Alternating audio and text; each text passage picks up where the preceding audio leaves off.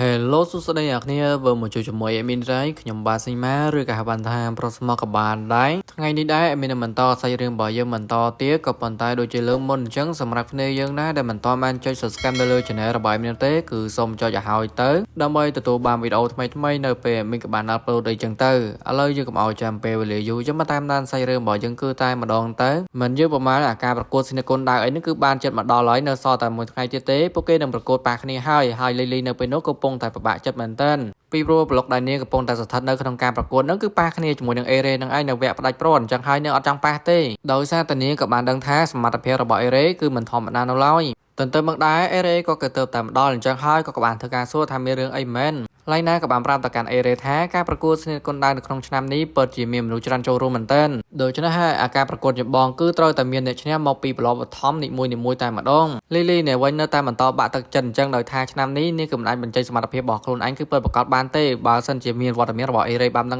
ដល់ពេលទៅ Ere ក៏បានធ្វើការលើកទឹកចិត្តទៅកាន់ Lily ក៏ប៉ុន្តែអាការលើកទឹកចិត្តរបស់គាត់នឹងប្រៀបបីដូចជាជនបលេងបន្ថែមទេបន្តមកទៀតទាក់ទងអំពីប្លុកដែល Lina កំពុងតែស្ថិតនៅក្នុងការប្រកួត Senior គុណដៅនៅពេលហ្នឹងពិតជាភ្ញាក់ផ្អើលមែនទែនដោយសារតែប្លុករបស់ Lina កំពុងតែស្ថិតនៅគឺស្ថិតនៅកន្លែងផ្សេងក៏ប៉ុន្តែអវគ្គផ្ដាច់ព្រាត់ហ្នឹងគឺត្រូវប៉ះគ្នាជាមួយនឹង Ere ដដែលទេ Lina អត់បានគិតអីវិញឆ្ងាយនោះទេគ្រាន់តែបួងសួងសូមឲ្យនាងគឺអាចឆ្លងវគ្គផុតបឋមបាននៅពេលហ្នឹង Ere ក៏ចាប់ផ្ដើមលេងសើចជាមួយនឹង Lina តែម្ដងដែលតាំងខ្លួនគាត់នឹងដូចជាប៉ារបស់ Lina អញ្ចឹងដល់ពេលចិត្តទៅធ្វើឲ្យ Lina នៅពេលនោះគឺចង់ខឹងទៅកាន់ Ere ដែរហ្នឹងអៀនបន្តិចខឹងបន្តិចហ្នឹងឯងចំណែក Lily នៅវិញបើទោះបីជានាងក៏បានដឹងថាការប្រកួត Senior គុណដៅនៅក្នុងឆ្នាំនេះគឺសម្បូរទៅដោយមនុស្សជើងខ្លាំងក៏ដោយក៏ប៉ុន្តែនាងក៏បានបដិញ្ញាចិត្តហើយថានាងគឺត្រូវតែបន្តក្នុងការប្រកួតរបស់នាងឲ្យតទៅបានដូច្នេះហើយនៅពេលនេះនាងគឺត្រូវតែចូលទៅក្នុងគោកកង្វឹតដើម្បីហាត់សមបន្តទៀត Ere ក៏បានសុំទៅដែរធ្វើឲ្យ Lily នៅពេលនោះក៏បានយល់ព្រមហើយពិតជាសប្បាយចិត្តមែនទែនដោយថានាងពិតជាត្រូវការទៅកាន់ Ere មែនទែនក្នុងការចូលទៅក្នុងគោកកង្វឹតប៉ារបស់ Lily ពិតជាព្រួយបារម្ភទៅកាន់ Lily មែនទែនហើយក៏បានប្រាប់ទៅកាន់ Lily ឲ្យមានការប្រុងប្រយ័ត្នពីព្រោះពួកគេគឺមើលមិនឃើញទេខ្លាចតែពាក្យគេនឹងគឺបានដាក់អន្ទាក់នៅក្នុងគោកកង្វឹតទៀតហើយបើសិនដឹងថានៅទីនោះគឺមានគ្រោះថ្នាក់គឺត្រូវតែរត់ចាក់ចេញឲ្យលឿនៗចំពោះ Lily បន្ទាប់ឮបាននឹងភ្លាមនាងក៏បានស្ដាប់តាមទៅកាន់ឪពុករបស់នាងបន្ទាប់មកនាងក៏បានធ្វើការលាទៅកាន់ឪពុករបស់នាងដើម្បីចូលទៅក្នុងគោកកង្វឹតឬមកទៀតប៉ា Lily ក៏បានធ្វើការប្រាប់ទៅកាន់ Ere ផងដែរថានេះគឺជាទូនាទីរបស់ឪពុកដែលត្រូវតែការពារទៅកាន់កូនស្រីរបស់ខ្លួនហើយឥឡូវនេះគាត់ក៏លែងធ្វើជាអ្នកប្រមឹកទៀតហើយដោយសារតែគាត់គឺមានកូនដែលត្រូវការពារ Ere បន្ទាប់ពីបាននឹងភ្លាមក៏មានការសប្បាយចិត្តផងដែរនៅពេលដែលឃើញឪពុករបស់ Lily នៅពេលនេះគឺចាប់ផ្ដើមកែប្រែចិត្តហើយសាច់រឿងក៏កាត់បង្ហាញអំពីការប្រកួត Senior គុណដៅជាក៏បានថាមានមនុស្សជាច្រើនក៏បានចូលរួមនៅក្នុងការប្រកួតមួយនេះហើយការប្រកួតមួយនេះគឺស្ថិតនៅចុងបឋមនោះទេឬក៏អាចបានថាគឺវគ្គចម្រុះអញ្ចឹងទៅមួយសន្ទុះក្រោយមកយកក៏បានថា Lily នៅពេលនេះត្រូវបានចាញ់បាត់ហើយនៅត្រឹមតែវគ្គចម្រុះតែប៉ុណ្ណោះ Ere នៅពេលដែលឃើញ Lily បែបហ្នឹងក៏បានធ្វើការនិយាយចាក់ដោតទៅកាន់ Lily តែម្ដងគ្រាន់តែជុំចម្រុះសោះថាហេតុអីបានជាមិនអាចយកឈ្នះបែបនេះ Lily បានត្រឹមតែសុំទោសដោយសារតែនាងអត់មានសមត្ថភាពមែនដល់ពេលចិត្តទៅ Ere ក៏បានធ្វើការលើកទឹកចិត្តទៅកាន់ Lily ផងដែរថាគាត់ពិតជារំពុកខ្ពស់មែនទែនថាគាត់គឺអាចប្រយុទ្ធគ្នាជាមួយនាងបាន Lily បន្ទាប់ពីលើបាននឹងភ្លៀងក៏បានស្ដីឲ្យទៅកាន់ Ere តែម្ដងថានាងគឺមិនចង់ឲ្យ Ere គឺបានលើកទឹកចិត្តមកកាន់នាងបែបហ្នឹងទេនៅក្នុងចិត្តរបស់ Lily ពិតជាខូចចិត្តមែនក៏ប៉ុន្តែនាងក៏បានលើកទឹកចិត្តទៅកាន់ Ere ផងដែរក្នុងការប្រកួតបន្តរបស់ Ere ពីព្រោះ Ere គឺត្រូវបានប៉ះគ្នាជាមួយនារីម្នាក់ដែលមានចំណេញប្លែកៗតែម្ដង Ere ក៏បានតបថាជំនាញប្លែកៗគាត់គឺជួបរាល់ដងហ្នឹងឲ្យតែពេលដែលគាត់ក៏បានចូលទៅក្នុងគោកកង្វឹត Lily ក៏បានធ្វើការបដិសេធថាជំនាញទាំងអស់ហ្នឹងគឺសុទ្ធតែជំនាញដើរទាំងអស់ហ្នឹងក៏ប៉ុន្តែមនុស្សស្រីដែលលោកគឺត្រូវតែប្រកួតជាមួយនឹងគឺមានជំនាញដើរផងនិងជំនាញវេទមន្តផងបើទោះបីជាដៃគូប្រកួតរបស់លោកគឺស្ថិតនៅកម្រិតថ្នាក់ដើរវេទមន្តក៏ដោយក៏ប៉ុន្តែកុំឲ្យមើលស្រាលឲ្យសោះចំពោះ Ere នៅពេលហ្នឹងក៏បានធ្វើការអរគុណទៅកាន់ Lily ផងដែរដែលបានប្រាប់មកកាន់គាត់ក៏ប៉ុន្តែនៅពេលនេះគាត់ក៏បានធ្វើដំណើរដើម្បីឡើងទៅលើសង្វៀនក្នុងការប្រកួតហើយគ្រាន់តែ Ere ក៏បានឡើងមកដល់សង្វៀនភ្លាមនោះក៏ស្រាប់តែម្នាក់ស្រីនៅក៏បានប្រាប់ទៅកាន់ Ere ផងដែរបើសិនជាលោកគឺបានចាញ់នៅក្រោមស្នាដៃរបស់នាងនៅក្នុងការប្រកួតមួយនេះនោះកុំឲ្យនិយាយយកលើថាការប្រើប្រាស់វេទមន្តពិតជាអយុត្តិធម៌ខ្លាំងណាស់ក្នុងការប្រកួតមួយនេះទោះបីជាអញ្ចឹងក៏ដោយ Ere ក៏មិនស្ទាក់ស្ទើរនោះទេដែលគាត់នៅតែបន្តចង់ប្រកួតជាមួយនឹងម្នាក់ស្រីហ្នឹងគ្រាន់តែអាញាកដាក៏បានប្រកាសថាការប្រកួតចាប់ផ្ដើមភ្លាមនោះម្នាក់ស្រីហ្នឹងក៏បានបាញ់វេទមន្តរបស់នាងក្នុងការវាយប្រហារទៅកាន់ Ere ភ្លាមៗតែម្ដងដែលជាលក្ខណៈដុំភ្លើងហើយការវាយប្រហាររបស់នាងលក្ខណៈវេទមន្តបែបហ្នឹងគឺមិនអាចធ្វើអ្វីទៅកាន់ Ere បាននោះទេដោយសារតែយើងក៏បានដឹងហើយថា Ere គឺមានជំនាញស្រមោល Ere ក៏បានយកដាវរបស់គាត់ក្នុងការហោកកាប់ទៅកាន់នារីម្នាក់ហ្នឹងក៏បានយកដាវមករងហើយក៏បានប្រើវេទមន្តដុំភ្លើងក្នុងការវាយប្រហារទៅកាន់ Ere ដើម្បីឲ្យ Ere នឹងក៏បានដកឃ្លាចេញពីនាង Ere ក៏បានធ្វើការកោតសរសើរទៅកាន់នារីម្នាក់ហ្នឹងថាការវាយប្រហាររបស់នាងពិតជាផ្លាស់ប្ដូរលឿនមែនទែនម្ដងការវាយប្រហារដោយដាវម្ដងគឺការវា វាប្រហាដោយវេទមន្តនារីម្នាក់នឹងបន្តពីលើការសរសើររបស់អេរ៉េបានដឹងហើយនេះក៏បានតបទៅកាន់អេរ៉េវិញផងដែរថាអេរ៉េអត់មានសមត្ថភាពក្នុងការយកឈ្នះមកកាន់នាងបានទេដោយសារតែអេរ៉េអត់មានជំនាញទាក់ទងអំពីស្នេហ៍កូនដាននោះឡើយអេរ៉េក៏បានតបទាំងដូចថាបើទោះបីជាយ៉ាងណាក៏ដោយនៅចុងបញ្ចប់ការប្រកួតមួយនេះប្រហែលជានាងមិនអាចយកឈ្នះមកកាន់កូនបានទេពីព្រោះដាវនិងវេទមន្តរបស់នាងគឺអាស្រ័យទៅលើការស្មើគ្នាជាមួយនឹងថ្នាក់កម្រិតរបស់នាងនឹងឯងការនិយាយរបស់អេរ៉េបាននឹងហើយធ្វើឲ្យម្នាក់ស្រីនឹងគឺពិតជាក្តៅក្រហាយជាមួយនឹងអេរ៉េមែនតើហើយក៏បានបញ្ចេញវេទមន្តរបស់នាងស្របជាមួយនឹងដាវរបស់នាងអេរ៉េពិតជាភ្ញាក់ផ្អើលមែនតើបន្ទាប់ពីឃើញថានាងគឺមានសមត្ថភាពក្នុងការបញ្ចេញវេទមន្តរបស់នាងស្របទៅលើដាវរបស់នាងអ្នកស្រីនឹងនៅតែបន្តនិយាយប្រាប់ទៅកាន់អេរ៉េអញ្ចឹងថានេះគឺជាដាវអណ្ដាតភ្លើងហើយក៏ជាស្នេហ៍ចុងក្រោយដែលនាងគឺអាចយកឈ្នះទៅកាន់លោកបានដែរពួកអន្តពីនេះចប់ហើយនឹងកញ្ញាម្នាក់នឹងក៏មិនចាំយូរដែរក៏ចាប់ផ្ដើមបើកការវាយប្រហារទៅកាន់អេរ៉េនៅពេលនោះគឺបានត្រឹមតែទប់ទល់តែប៉ុណ្ណោះដោយសារតែគាត់គឺមិនទាន់រកចំណុចខ្សោយរបស់នាងបានគណៈពេលដែលអេរ៉េកំពុងតែសង្កេតមើលអំពីស្នេហ៍ប្រយុទ្ធរបស់ចាយម្នាក់នឹងបានមួយសន្ទុះហើយនោះក៏បានដឹងភ្លាមតែម្ដងពីចំណុចខ្សោយរបស់នាងតាមពិតទៅជំនាញពិតប្រាកដរបស់នាងគឺជាវេទមន្តមិនមែនជាស្នេហ៍កូនដាននោះឡើយបើសិនជានាងគឺមានជំនាញស្នេហ៍កូនដាននោះប្រកបខ្លាំងណាស់មូលដ្ឋានរបស់នាងអាចនឹងប្រសើរជាងទៅកាន់លីលីទៀតកញ្ញាម្នាក់នឹងពិតជាខឹងសម្បានទៅកាន់អេរ៉េមែនតើបន្ទាប់ពីអេរ៉េក៏បានបកស្រាយបែបនឹងភ្លាមបើទោះបីជាយ៉ាងណាក៏ដោយអេរ៉េនៅពេលនោះក៏បានប្រើសិនដៅភ្លួររបស់គាត់ក្នុងការវាយរហាទៅកាន់កញ្ញាម្នាក់នឹងបណ្ដាឲ្យវេទមន្តភ្លើងដែលស្របនឹងដៅរបស់នាងនៅពេលនោះគឺចាប់ផ្ដើមរលត់អស់លីងតែម្ដងឆ្លៀតឱកាសនឹងហើយអេរ៉េក៏បានប្រើល្បឿនដ៏លឿនរបស់គាត់ក្នុងការបន្លាស់ទីនៅពីកែខ្នងរបស់កញ្ញាម្នាក់នឹងបន្ទាប់មកក៏បានបដូរទៅកាន់នាងភ្លាមៗតែម្ដងនឹងឯងជាលទ្ធផលអ្នកដែលទទួលបានជ័យជំនះគឺជាអេរ៉េចំពោះអេរ៉េនៅពេលនោះក៏បានធ្វើការនិយាយតិចៗផងដែរថាបើសិនជាអាចក៏ពិតជាចង់រៀនវេទមន្តមែនតើបើសិនជាគាត់ក៏អាចរៀនបា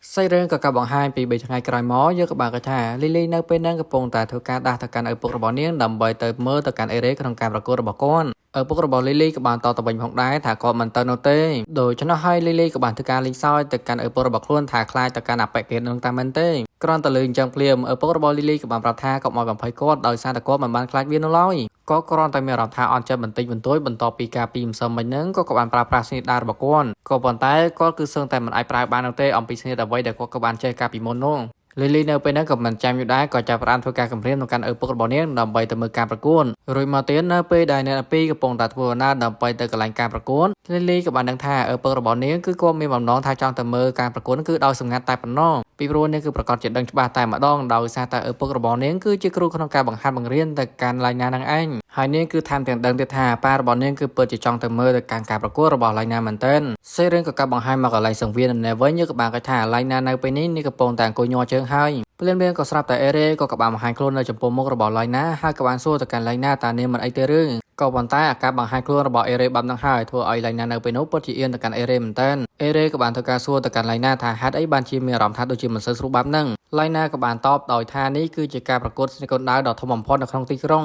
អញ្ចឹងហើយវាធ្វើឲ្យអារម្មណ៍របស់នាងនៅពេលនេះគឺចាប់ផ្ដើមមានអារម្មណ៍ថាភ័យពីព្រោះចាប់តាំងពីនាងក៏បានប្រកួតនោះគឺប៉ះតែជើងខ្លាំងនោះទេហើយការប្រកួតបន្តទៅមុខទៀតនាងមិនដឹងថានាងគឺប្រឈមមុខជាមួយនឹងគីឡូជើងខ្លាំងប្រមាណទៀតឡើយនេះហើយជាហេតុផលដែលធ្វើឲ្យអារម្មណ៍របស់នាងនៅពេលនេះគឺចាប់ផ្ដើមភ័យដល់ពេលទៅអេរ៉េក៏បានប្រាប់ទៅកាន់ឡៃណាផងដែរថាប្រឹងឲ្យអស់ពីសមត្ថភាពដើម្បីមកជួបជាមួយនឹងគាត់ស្របពេលហ្នឹងដែរក៏ស្រាប់តែអាញាកដាក៏បានធ្វើការប្រកាសប្រាប់ទៅកាន់អ្នករកគ្នាថាអ្នកដែលត្រូវឡើងលើសង្វៀននៅពេលនេះគឺជាជើងឯកឆ្នាំមុនដែលមានឈ្មោះថាដាវអតរិយចរហើយអ្នកដែលត្រូវប៉ះជាមួយនឹងជើងឯកឆ្នាំមុនហ្នឹងគឺជាអេរ៉េនឹងឯងមុនពេលដែលអេរ៉េក៏បានឡើងទៅលើសង្វៀនហ្នឹងក៏ស្រាប់តែឡៃណាក៏បានចាប់ដៃរបស់អេរ៉េហើយក៏បាននិយាយទៅកាន់អេរ៉េទាំងអៀនថាសូមឲ្យបានសំណាងល្អក៏ប៉ុន្តែត្រូវតែមានការប្រុងប្រយ័ត្នឲ្យបានខ្ពស់ដូច្នោះហើយអេរ៉េក៏បានធ្វើការអរគុណទៅគណៈពេលដែលអេរ៉េក៏បានឡើងចិត្តដល់សង្វៀនហើយនោះក៏ស្រាប់តែលីលីក៏បានធ្វើការប្រាប់ទៅកាន់អេរ៉េថាអ្នកដែលត្រូវប៉ះជាមួយនឹងអេរ៉េគឺគ្មាននរណាឆ្ងាយនោះទេគឺជាអបិក្រិតនឹងឯងនៅពេលដែលអបិក្រិតក៏បានបង្ហាញខ្លួនពេញលេញហើយនោះក៏ស្រាប់តែភ្ញាក់ផ្អើលតែម្ដងអំពីមុខមាត់របស់វាដោយសារតែវានៅពេលនេះគឺដូចជាបីសាច់អញ្ចឹងរីឯប៉ារបស់លីលីឥឡូវនេះកំពុងតែកត់សង្កល់អំពីអបិក្រិតគ្រាន់តែឃើញដាវរបស់វាភ្លាមក៏បានស្អីប្រាប់ទៅកាន់អេរ៉េឲ្យចាក់ចេញឲ្យឆ្ងាយឲ្យលឿនទៅពីព្រោះដាវរបស់វាកំពុងតែកាន់ហ្នឹងគឺជាដាវអាក្រក់លីលីគឺមិនយល់នោះទេហើយនេះក៏បានធ្វើការសួរទៅកាន់ឪពុករបស់ខ្លួនថាមានបញ្ហាអីមែនឪពុករបស់លីលីក៏បានប្រាប់តែម្ដងថាដាវរបស់អបិគេកំពុងតែកាន់ហ្នឹងគឺជាដាវបីសាច់ដែលជាបីសាច់ដ៏មានឥទ្ធិពលមួយកំពុងតែកាន់កាប់ដាវមួយនោះអបិគេនៅពេលនោះក៏វាមានការភ្ញាក់ផ្អើលផងដែរបន្ទាប់ពីដឹងថាប៉ាលីលីក៏បានដឹងអំពីវាលីលីបានជាឆ្ងល់ទៅកាន់អបិគេវិញថាហេតុអីបានជាមិនស្គាល់ប៉ារបស់នាងបែបហ្នឹងប៉ាលីលីគឺស្រាប់តែដឹងភ្លាមតែម្ដងថាបីសាច់ដែលនៅក្នុងដាវមួយនោះគឺកំពុងតែគ្រប់គ្រងរាងកាយរបស់អបិគេហើយទៅតាមរឿងព្រេងគេក៏បាននិយាយថាមានបរិសុទ្ធដ៏ខ្លាំងក្លាម្នាក់ដែលមានកម្រិតដាវព្រះដែលគាត់ក៏បានប្រើដាវរបស់គាត់ក្នុងការសម្លាប់ទៅកាន់បីសាច់មួយនោះថែមទាំងសៀលព្រលឹងរបស់វាដាក់ចូលទៅក្នុងដាវទៀតមិនត្រឹមតែប៉ុណ្ណោះទេគឺបានយកដាវមួយនោះយកទៅកុំខាននៅក្នុងរាជវាំងនិងមានទាហានដ៏ច្រើននាក់ក៏បានយាមឡើងតឹងរឹងតែម្ដងដូច្នោះហើយគាត់ក៏ពិតជាឆ្ងល់មែនតើថាហេតុអីបានជាបីសាច់មួយនោះគឺអាចចេញបានបីសាច់មួយនឹងក៏បាននិយាយប្រាប់តែម្ដងថាត្រាមួយនោះវាត្រូវបានខូចហើយអញ្ចឹងហើយបានជាវាអាចចេញបាននោះ ពេល ពេលវេលាមួយនេះហើយយើងគឺបានរងចាំរយៈពេល100ឆ្នាំមកហើយនៅពេលដែលត្រាត្រូវបានខូចនោះវាក៏បានរងចាំទៅកាន់មនុស្សណាដែលបានមកដោះលែងវាហើយឈ្មោះរបស់យើងគឺមានឈ្មោះថា Deyu Gelda ដូច្នេះចាប់ពីពេលនេះទៅយើងគឺត្រូវតែកំដរនៅទីនេះឲ្យសប្បាយរីករាយក្នុងការបំផ្លាញទៅកាន់អ្នករាល់គ្នាស្របពេលនឹងដែរឡៃណាក៏បានមកជួបជាមួយនឹងអេរ៉េក៏បានធ្វើការប្រាប់ទៅកាន់អេរ៉េទាក់ទងអំពីបិសាចមួយហ្នឹងដែលយូហ្គេដាគឺត្រូវបានគេនិយាយថាគឺជាបិសាចមួយត្រូវបានកោះហៅដោយអាទិទេពអាក្រក់ដែលនៅសម័យបុរាណទស្សនិកជនដែលបានមកមើលការប្រកួតស្នេហ៍កណ្ដាលគ្រាន់តែលឺយ៉ាងភ្លាមក៏ចាប់ផ្ដើមមានការឆាឡោហើយក៏បានរត់ចាក់ចេញពីទីនេះអាពេលបិសាចគឺចាប់ផ្ដើមសប្បាយចិត្តតែម្ដងបន្ទាប់ពីវាក៏បានឃើញប្រជាជនកំពុងតែមានការឆាឡោបែបហ្នឹងហើយអាពេលបិសាចក៏វាមិនចាំយូរដែរក៏បានបង្កើតស្ពែការពារដើម្បីមិនឲ្យអ្នករកគ្នាគឺចាក់ចេញអំពីសង្វៀនបានឡើយប៉ារបស់លីលីបន្ទាប់ពីឃើញបែបនឹងភ្លាមក៏បានដឹងភ្លាមតែម្ដងថានេះគឺជាការដាក់របាំងគឺមិនឲ្យអ្នកដទៃគឺចាក់ចេញអំពីសង្វៀនបានទេដោយគោលបំណងរបស់វានៅពេលនេះគឺចង់សម្លាប់ទៅកាន់មនុស្សដែលមានវត្តមាននៅទីនេះនឹងឯងខណៈពេលហ្នឹងអាប៉ែបិសាចគឺពិតជាភ្ញាក់ផ្អើលមែនទែនបន្ទាប់ពីឃើញថាអេរ៉េគឺចង់ប្រយុទ្ធជាមួយវាមិនត្រឹមតែប៉ុណ្ណោះទេអេរ៉េគឺថែមទាំងនិយាយឌឺដងជាមួយនឹងវាថាគាត់នឹងប្រើស្នាដៃរបស់គាត់ក្នុងការកម្ចាត់ទៅកាន់ឯងតែម្ដងពីព្រោះថាមនុស្សដែលឯងគឺត្រូវតែប្រឈមមុខជាមួយនឹងគឺមានកម្រិតដៅព្រះអាប៉ែបិសាចក៏ចាប់ផ្ដើមអស់សំណើចហើយក៏បាននិយាយថាវាពិតជាទទួលស្គាល់មែនថានៅអតីតកាលវាត្រូវបានស្លាប់ដោយសារតែមនុស្សដែលមានកម្រិតដៅព្រះសម្រាប់វាក៏ប៉ុន្តែនៅពេលបច្ចុប្បន្នយើងប្រកាសខ្លាំងណាស់គឺគ្មាននរណាដែលមានកម្រិតដៅព្រះនោះឡើយ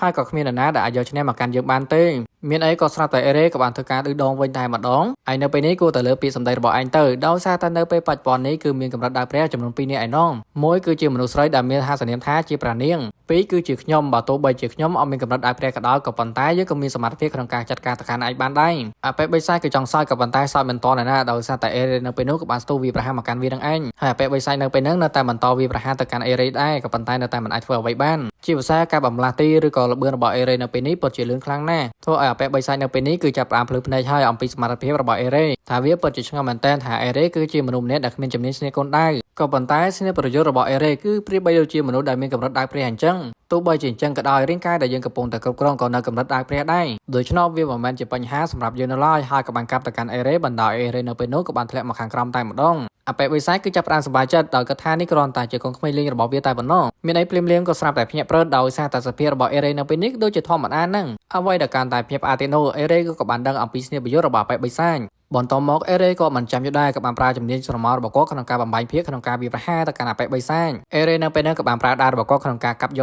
តែម្ដងគឺមិនសំចៃដៃនោះទេធ្វើឲ្យអាប៉ែបិសាចគឺកាន់តែភ្ញាក់ផ្អើលអំពីសមត្ថភាពរបស់អេរ៉េដោយថាស្នេហ៍ប្រយុទ្ធរបស់អេរ៉េនៅពេលនេះគឺប្រៀបបីដូចជាព្រះបុរាណអញ្ចឹងតែឯងគឺជាព្រះបុរាណដែលបានមកចាប់ជាតិតាមមិនទេអេរ៉េក៏បានតបថាគាត់គ្រាន់តែជាមនុស្សសាមញ្ញដែលគ្មានជំនាញស្នេហ៍គុណដែរតែប៉ុណ្ណោះជាចុងក្រោយយើងក៏បានគិតថាអេរ៉េនៅពេលនេះគាត់ក៏អាចយកឈ្នះទៅកាន់អាប៉ែបិសាចនឹងបានសម្រេចហើយធ្វើឲ្យអ្នកទស្សនាបន្តវិខេមបានដឹងក៏ចាប់ផ្ដើមធ្វើការសាទរទៅកាន់អេរ៉េថាអេរ៉េគឺពិតជាមានសមត្ថភាពក្នុងការកម្ចាត់ទៅកាន់បិសាចមែនគណៈពេលដែលអេរ៉េកំពុងតែធ្វើដំណើរដើម្បីទៅជួយជាមួយនឹងឡៃណាជាមួយនឹងលីលីអីហ្នឹងអេរ៉េអត់បានចាប់រកនោះទេថាអាប៉ែបិសាចគឺវាមិនទាន់បាត់បង់ជីវិតនោះឡើយដែលវានៅពេលនេះវាមិនចង់ឲ្យខ្លួនឯងគឺបានត្រូវគេគ្រប់គ្រងម្ដងទៀតទេឬក៏ជាប់ត្រាអីចឹងទៅអ្វីដែលវាត្រូវធ្វើនៅពេលនេះគឺត្រូវតែរកកិច្ចអំពីក្មេងប្រុសម្នាក់នេះដើម្បីឲ្យអំណាចរបស់វានៅពេលនេះគឺអាចត្រឡប់មកពេញលេញមកវិញក៏ប៉ុន្តែនៅពេលនេះវាត្រូវតែរកមនុស្សណាដើម្បីចូលទៅសន្ធិដ្ឋសិនគណៈពេលដែលវាកំពុងតែរកហ្នឹងក៏ស្រាប់តែក្លែកឃើញទៅកាន់ប៉ារបស់លីលីអញ្ចឹងហើយវាក៏បានសម្រេចចិត្តថាវានឹងទៅរកទៅកាន់ឪពុករបស់លីលីតែម្ដងជាដំបូងវាហោះសម្ដៅទៅកាន់ឡៃណាក៏ប៉ុន្តែអេរ៉េក៏បានជួយសង្គ្រោះទាន់ដូច្នោះហើយទីតាំងដែលលីលីកំពុងតែស្ថិតនៅពេលនោះគឺចាប់ផ្ដើមផ្ទុះបឹងតែម្ដងនឹងឯងបន្ទាប់ពីផ្សែងគឺត្រូវបានរសាត់អស់នោះក៏ស្រាប់តែភ្ញាក់ផ្អើលតែម្ដងដោយសារតែនៅពេលនេះប៉ារបស់លីលីត្រូវបានអាប៉ែបិសាចហ្នឹងគឺគ្រប់គ្រងរាងកាយរបស់គាត់បានសម្រាញ់ថែមទាំងចាប់លីលីធ្វើជាចំណាយខ្មាំងទៀតផងអេរ៉េក៏បានធ្វើការនិយាយថានៅពេលនេះយើងអត់មានជម្រើសនោះទេក្រៅពីកម្ចាត់ទៅកាន់ឯងម្ដងទៀតអាប៉ែបិសាចក៏បានតទៅវិញផងដែរថានៅពេលនេះឯងអត់មានជម្រើសនោះទេក្រៅពីដោះលែងយើងនិងឲ្យយើងគឺចាក់ចេញពីទីនេះទទួលបានសុវត្ថិភាពបើមិនអញ្ចឹងនោះទេប្រកាសខ្លាំងណាស់អនាគតប្រពន្ធរបស់ឯងប្រហែលជាស្លាប់ជាមិនខានគ្រាន់តែលើចាំភ្លាមទៅឲ្យអេរ៉េនៅពេលនោះគឺជាផ្ដាំខឹងតែម្ដងដោយអះថាគាត់មិនបាននិយាយបែបហ្នឹងពីមុនមកទេអាប៉ែបិសាចក៏បានធ្វើការនិយាយទៅវិញផងដែរថាកុំឲ្យបោកយើងឲ្យសោះពីព្រោះរកការចងចាំរបស់បរិសដែលយើងក៏បានគ្រប់គ្រងហ្នឹងគឺចងចាំទាំងអស់ហ្នឹងហើយក្មេងស្រីដែលយើងក៏បានចាប់យកមកធ្វើជាចំណាក់ខ្មាំងហ្នឹងនាងក៏បានមកប្រាប់ទៅកាន់ឪពុករបស់នាងថានាងគឺជាគូដណ្ដឹងរបស់អេរ៉េបន្តទៅលីបែបហ្នឹងភ្លាមលីលីណែវិញគឺចាប់ផ្ដើមបាញ់ញើសខ្ញាក់ហើយដោយថាហេតុអីបានជាលេតាំងការពិតអញ្ចឹងអេរ៉េក៏អត់ខ្វល់ច្រើននោះទេតែគាត់ក៏បាននិយាយថាបើជាអញ្ចឹងមែនសម្រាប់ទាំងពីរចោលតែម្ដងមានអីនៅពេលហ្នឹងលីលីគឺចង់យំទៅហើយក៏បានធ្វើការបកស្រាយប្រាប់ទៅកាន់អាប៉ែបិសាចផងដែរថានាងគ្រាន់តែនិយាយលេងនោះទេនាងគឺមិនដែលគិតថាអេរ៉េគឺជាប្តីរបស់នាងនៅឡើយហើយអ្វីដែលនាងក៏បានប្រាប់ទៅកាន់ឪពុករបស់នាងគ្រាន់តែជាការលេងសើចតែប៉ុណ្ណោះគណៈពេលដែលលីលីកំពុងតែធ្វើការនិយាយជាមួយនឹងអាប៉ែបិសាចនោះអេរ៉េក៏បានធ្វើការប្រាប់ទៅកាន់ឡៃណាផងដែរគាត់គឺប្រកាសខ្លាំងណាស់ថាប៉ារបស់លីលីមិនអាចលើកដៃសម្រាប់កូនរបស់ខ្លួនឯងបានទេ ហើយដោយអ្វីដែលអេរ៉េក៏បានរំពឹងទុកមែនដោយសារតែនៅពេលនេះប៉ារបស់លីលីកំពុងតែរើបង្រាស់អំពីការគ្រប់គ្រងរបស់អាប៉ែបិសាចជាលក្ខណៈនឹងដែរលីលីក៏បានរត់ចាក់ចេញអំពីកន្លែងប៉ារបស់នាងរីឯអេរ៉េនៅវិញគាត់នៅតែបន្តនិយាយប្រាប់ទៅកាន់ឡៃណាបន្តទៀតថាមូលហេតុដែលអាប៉ែបិសាចគឺមិនអាចគ្រប់គ្រងទៅកាន់ប៉ារបស់លីលីដូចជាអាប៉ែហ្គេតបាននោះដោយសារតែប៉ារបស់លីលីគឺមានការគ្រប់គ្រងរបស់ខ្លួនឯងដែរហើយឥឡូវហ្នឹងប៉ារបស់លីលីកំពុងតែប្រឆាំងជាមួយនឹងអាប៉ែបិសាចដែលគ្រប់គ្រងរាងកាយរបស់គាត់ប៉ារបស់លីលីក៏មិនចាំយូរដែរក៏បានគប់ដាវមួយនឹងសម្ដៅទៅកាន់អេរ៉េដើម្បីកម្ចាត់ចោលអេរ៉េគ្រាន់តែឃើញភ្លាមក៏មិនចាំយូរដែរក៏បានយកដាវរបស់គាត់ក្នុងការកំទេចទៅកាន់ដាវអាក្រក់នឹងតែម្ដងបន្ទាប់ពីចាត់ការទៅកាន់អាប៉ែបិសាចហើយនោះរបាំងការពារទាំងប្រមាណគឺត្រូវបានរំសាយដូចគ្នាអូខេអ្នកទាំងអស់គ្នាសាច់រឿងរបស់យើងភាគទី5គឺការចប់នៅត្រឹមនឹងឯងហើយបើចង់ដឹងថាភាគបន្តទៅមុខទៀតវាទៅជាយ៉ាងណាក៏ភ្លេចតាមដានជាមួយមីនទាំងអស់គ្នាណាមួយទៀតនោះបើសិនជាគ្នាយើងណាដែលមានបំណងថាចង់សុខភាពកាហ្វេមកកាន់ឲ្យមានន័យនោះឲ្យមានដាក់ QR នៅទីនេះដើម្បីផ្ដល់ជាកម្លាំងចិត្តមកដល់មីនដើម្បីធ្វើវីដេអូបន្តទៅមុខទៀតជាចឹងក្រោយឲ្យមានតែពីជូនពរទៅកាន់អ្នកគ្នាតែប៉ុណ្ណោះឲ្យសំណាងល្អនៅក្នុងឆាកជីវិតការធ្វើដំណើរទៅណាប្រកបដោយសុវត្ថិភាពជានិច្ចឥឡូវឲ្យមានតែប៉ុណ្្នឹងទេបាយបាយជួបគ្នាភ្លាមតបាយបាយ